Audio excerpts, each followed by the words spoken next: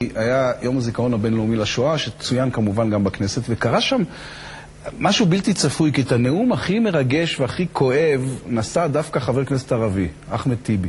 וותיקי הכנסת טוענים שזה היה קרוב לוודאי הנאום הטוב ביותר שנישא אי פעם בפרלמנט הישראלי. אדוני היושב-ראש, רבותיי חברי הכנסת, זה הרגע שבו אדם חייב להשיל מעליו את כל כובעיו הלאומיים או הדתיים, להשיל את השוני ולגלום גלימה אחת ויחידה, גלימתו האנושית, ולהביט בעצמו ובסביבתו ולהיות בן אנוש בלבד. תשמע, אי אפשר לשאת נאום כזה בלי להבין את החרדה שלנו, של הקולקטיב היהודי. אנחנו יודעים שהשמדה היא אופציה, ואי אפשר להבין אותנו בלי להבין את זה. אני חי יחד איתך,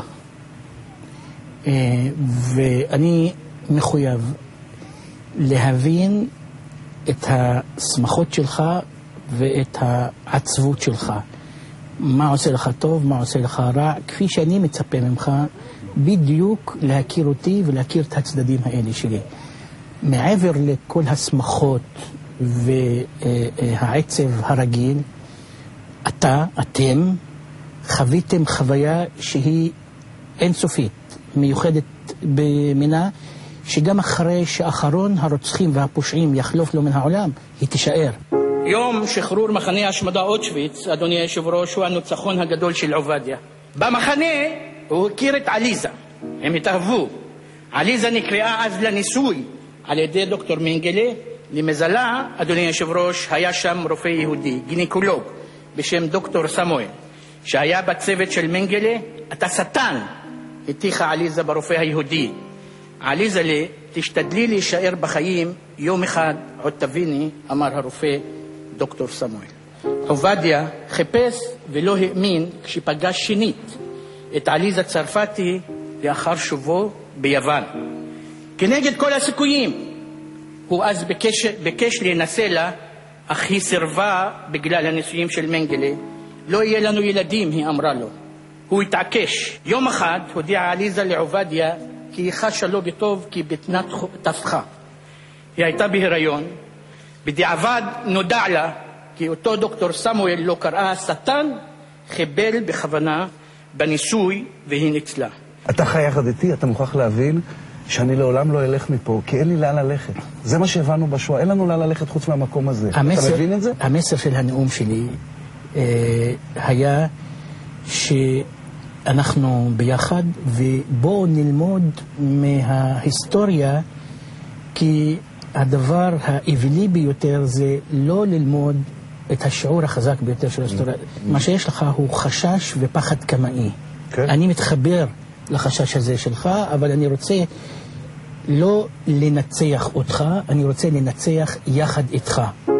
אדוני היושב-ראש, אני, אחמד טיבי, ערבי זקוף קומה, בכל רמ"ח איבריי, שמח וגאה שאני נמצא באותו צד שבו נמצאים אינטלקטואלים ערבים בולטים שיצאו חוצץ נגד תופעות של הכחשת השואה. תראה, לדבר נגד מכחישי שואה זה לדבר נגד חלקים גדולים בעולם הערבי. אתה יודע מול מי אתה מדבר, נגד אחמדינג'אד ונגד אינטלקטואלים ממצרים ונגד כמעט הגרסה הרשמית של החמאס. יאיר, אני בערבית, לא בעברית, מעל הדוכן בכנסת, מתחתי ביקורת קשה ואני שב ומותח אותה כאן יחד איתך על דבריו של אחמדינג'אד. הרי אני רוצה שכל הזמן שאנשים יגלו אמפתיה כלפיי כשאני מציג את הסבל שלי. איך אני לא יכול להרגיש אמפתיה לסבל שלא נגמר, לסבל גם אם אתה אישית לא עברת אותו ומלווה אותך לפעמים בלילה, לפעמים בסיוטים, לפעמים בחיי יום עם הסבתא שנמצאת לידך או הייתה לפני כמה שנים יחד איתך. לכן אמרתי, ואני חוזר מעל לכל מקום, יש לי אמפתיה מלאה לקורבנות השואה בכל מקום בעולם, יהודים, סובייטים, אבל פולנים, אבל בעיקר לאלה שאני חי איתם באותה ארץ, באותה מדינה. מי שהיה קורבן של המוות הנורא ההוא חייב להיות קשוב לקורבן של האחר, גם אם הוא הקורבן שלו, לרבות אם הוא קורבן שלו, קורבנו של הקורבן. היה שם משפט פוליטי אחד כשאני זיהיתי בנאום שלך, אמרת, לא אמרת על עצמך, אמרת, אני לא רוצה להיות קורבנו של הקורבן. אין להשוות את השואה לשום דבר. השואה היא משהו מיוחד, הכיבוש הוא משהו מכוער, לא צריך לכער אותו באופן מלאכותי עוד פעם, ולכן אמרתי, אני מצפה מאנשים שעברו את הדבר הנורא ביותר, להיות קשובים יותר לחוויה, לסבל ולכאב של האחר, ויהודים במיוחד אמורים להיות קשובים יותר לסבל של האחר. אחמד טיבי, תודה רבה לך. תודה רבה.